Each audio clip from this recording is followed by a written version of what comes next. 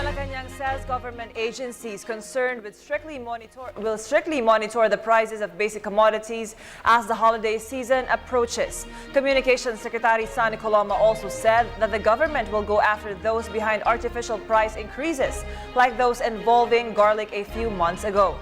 He also said that the palace is studying the recommendation to abolish the National Garlic Action Team. This report. Tiyak na pinag-aaralan ng mabuti ang mga rekomendasyon na ito at nagkakaroon naman ng mainam na koordinasyon among the various departments of government para masolusyonan ang suliraning ito. It was Malacanang's response on the Department of Justice report yesterday, citing a recommendation to abolish the National Garlic Action Team. Based on the report, the said group was unable to monitor garlic prices and supply in the country. Few months ago, garlic prices extremely went up to 350 to 400 pesos per kilo due to alleged supply shortage in the market.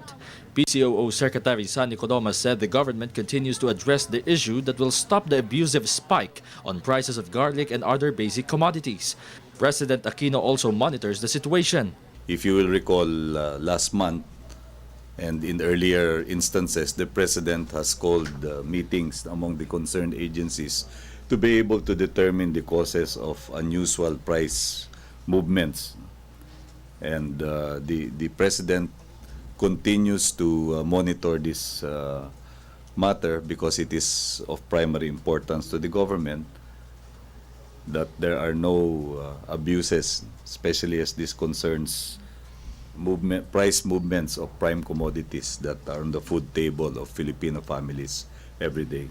The DOJ report also cited the Bureau of Plant Industry as responsible for the issuance of import permits to a loan group which controlled 75% of garlic importation. The said group also implemented the price hike.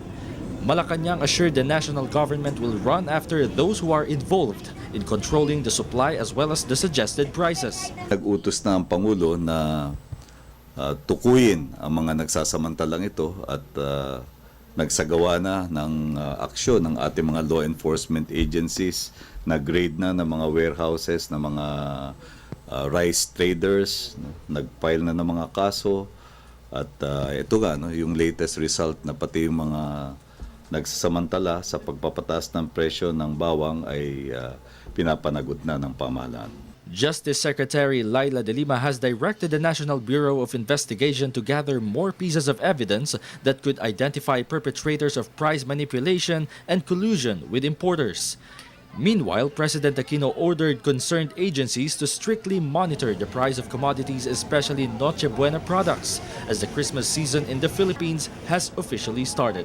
As recently as last week, nagpatawag ang Pangulo ng pagpupulong at mahigpit yung pag-uutos sa lahat ng mga ahensya, lalong-lalo na ang Department of Agriculture, na tutukan yung supply and price situation.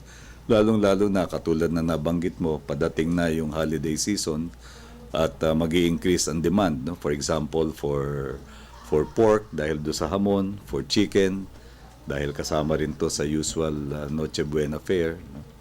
At sa iba pang mga prime commodities. For the People's Television Network, this is Haji Kaaminyo.